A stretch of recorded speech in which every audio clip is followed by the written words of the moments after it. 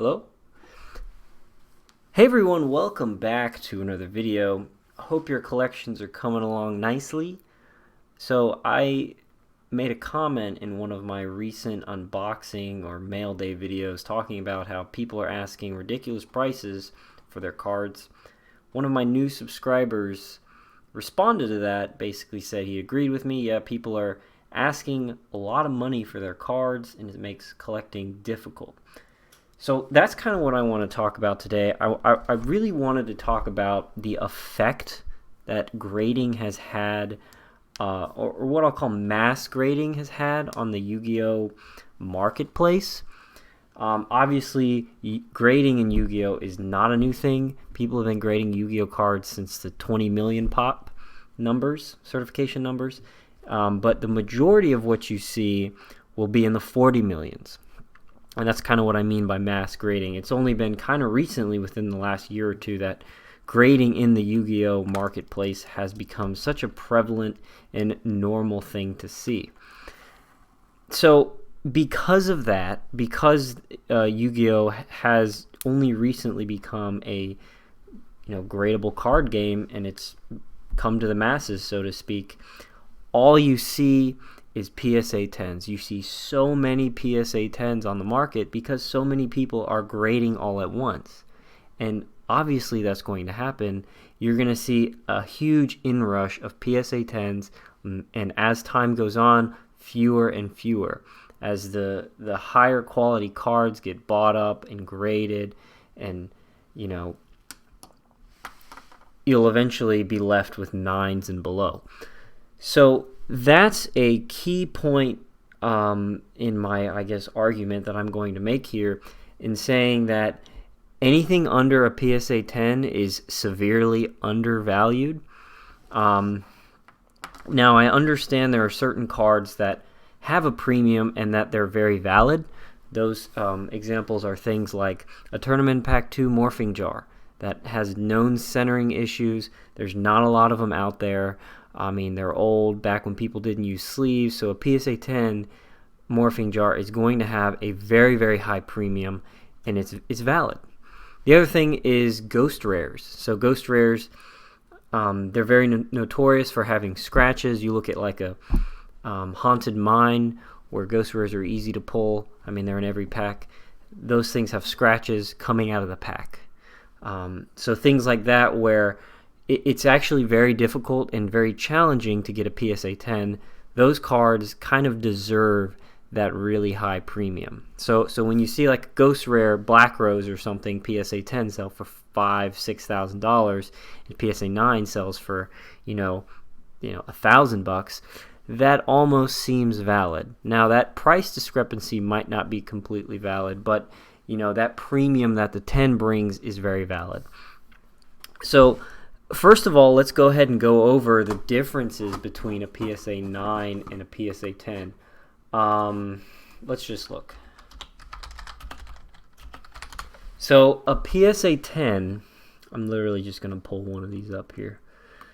So a PSA 10 is defined as gem mint. It doesn't have any scratches or whitening or edge wear or corner damage. The centering is good. In this professional grader's opinion, the card is in perfect condition. This card looks really good, especially this has a new certification. PSA has been really strict recently with their grading, so the 10s that are coming out are probably deserve to be 10s. But the bottom right hand corner is a little bit odd, but this card looks really good. And the difference, and if we look at a PSA 9, and of course it's very hard to see on photos here, but objectively, or I guess subjectively, a PSA 9 will maybe have one or two scratches. It might have bad centering, but it might be perfect everywhere else. For example, this Ruin, it looks like maybe the back centering, that's pretty off. I'm not seeing any, there's a couple light scratches at the top, so that might have pushed this down to a 9. But really the difference between a PSA 9 and a PSA 10 is super minor. I mean, we're talking a few scratches, maybe a little whitening, but it's super, super minor, the differences between a 9 and a 10. So for all you folks out there that are new to collecting, do not think that you need to have everything in PSA 10. Understand that a PSA 9 is going to be better quality than almost any raw card you're going to buy on eBay. That's, they say, near mint.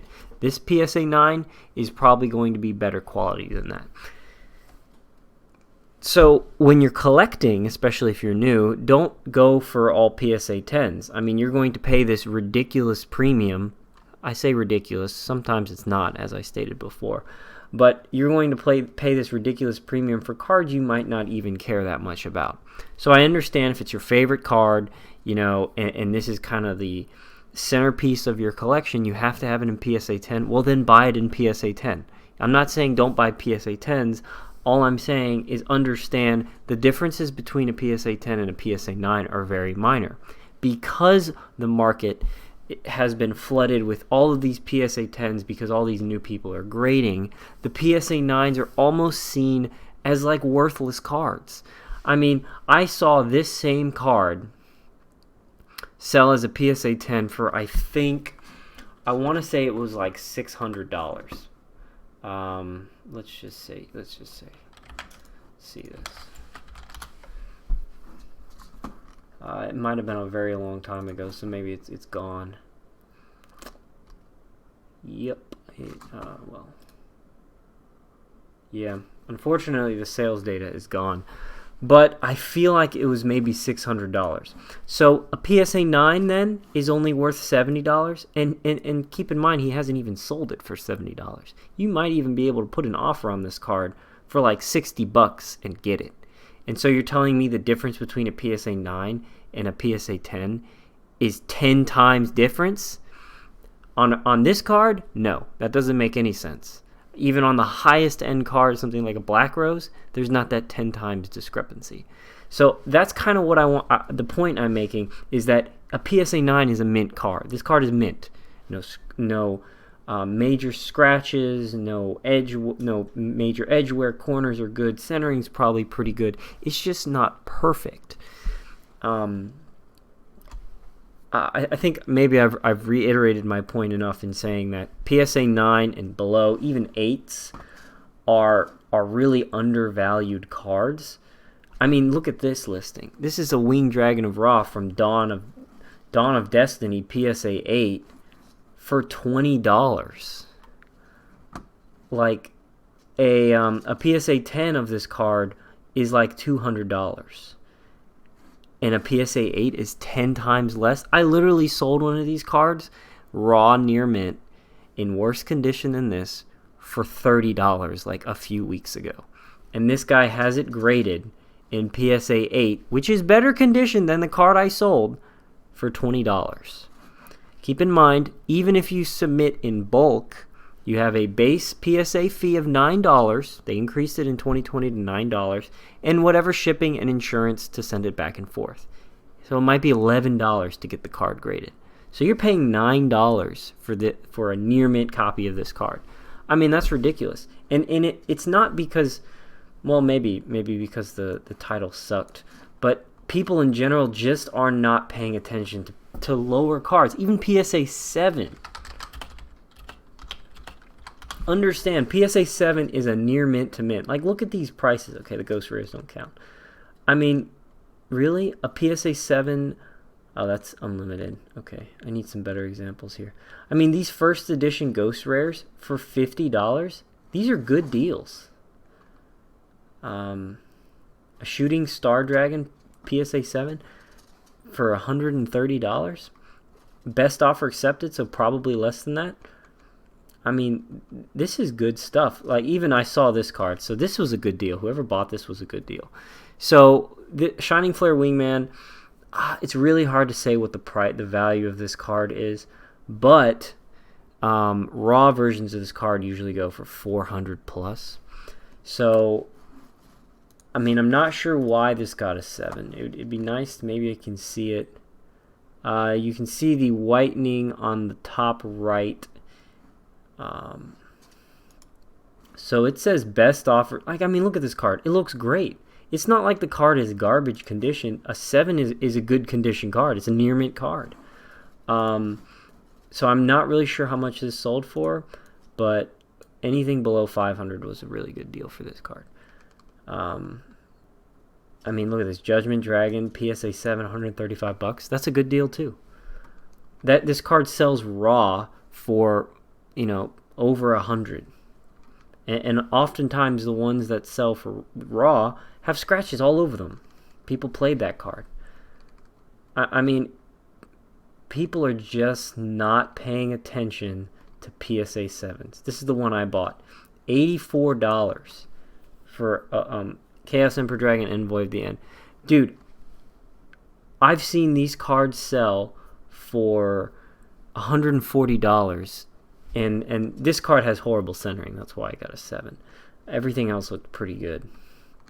Look at this. Judgment of the Light, Ultimate Rare, Star Eater for 10 bucks. $10. Whoever... They got this card for free. So 7 is kind of where I think I would stop for a lot of these cards. When you get down to the 6s and 5s, that's kind of where the quality really starts to decline. But understand that a near mint card is a near mint card. It's a really good condition card. Like, this is a really good deal.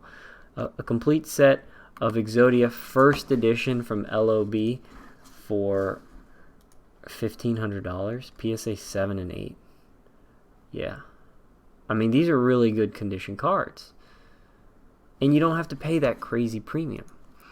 So maybe we'll look at a few more here. Let's look at the 8s. Let's see what we got for 8s. I want to look at 8s, and then I want to look at 6s. Kind of get a good idea. Look at that.